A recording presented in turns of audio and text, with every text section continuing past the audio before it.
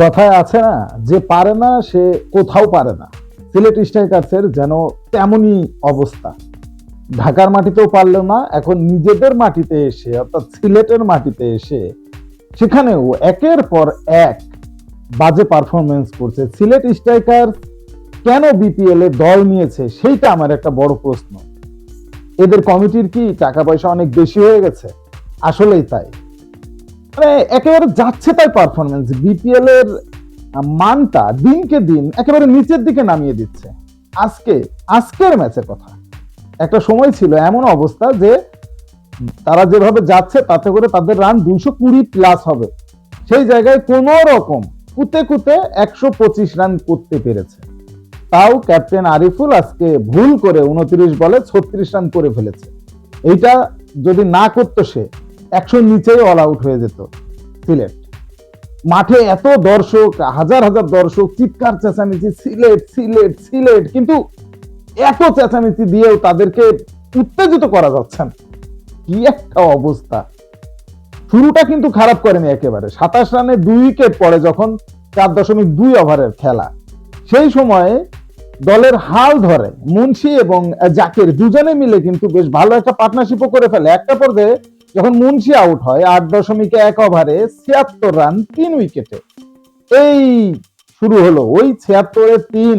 এরপরে এই যে প্লেয়াররা আসছে আর যাচ্ছে, আসছে আর যাচ্ছে, এই আসা যাওয়ার মিছিল আর শেষ হলো না, অথচ এই শাহিন শাহ আফ্রিদিকে উড়িয়ে ছক্কা মারছে, দেদারছে। শাহিন শাহ আফ্রিদি আজকে 4 ওভারে 40 রান দিয়েছে, কোন রকম একটা উইকেট পেয়ে সম্মান রক্ষা করেছে।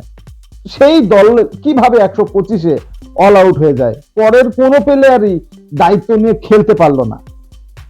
73-এ যখন 3 উইকেট, 89-তে তখন 8 উইকেট। কি একটা অবস্থা!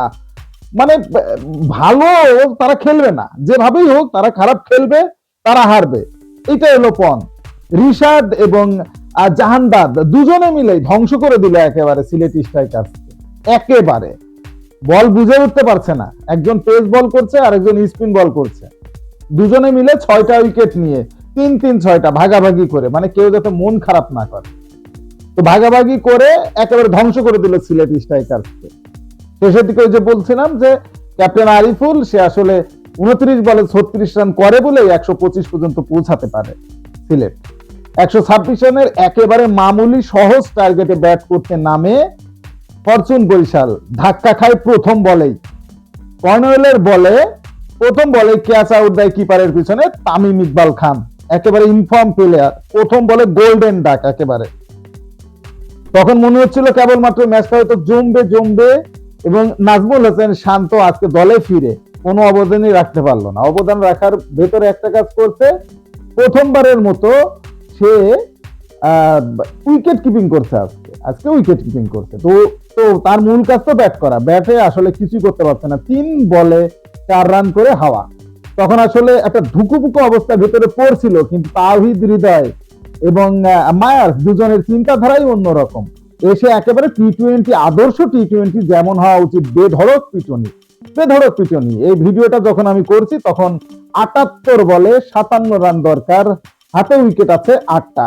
অনায়াসেই বরিশালের মনুরা জিতে যাবে, এতে কোনো সন্দেহ নেই। একেবারে যেভাবে পিটানো শুরু করছে মায়ার্স, তো বল মাঠের বাইরে পাঠিয়ে দিচ্ছে, এত বড় বড় ছক্কা মারছে। তাহিদ হৃদয় 6টা 4 মেরে দিয়েছে এই 18 বল খেলার ভিতরে, একটা বিশাল ছক্কাও মেরেছে।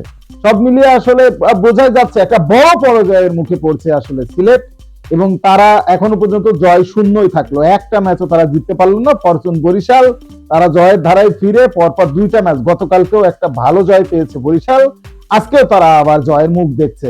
সব মিলিয়ে আসলে যে অবস্থা এই বিপিএল এখন পর্যন্ত, তাতে করে রংপুর একেবারে সুপার ডুপার হিট 1 নম্বর পজিশনে আছে, আর তার নিচেই আছে সুপার হিট ফরচুন বরিশাল 2 নম্বর পজিশন নিয়ে আছে।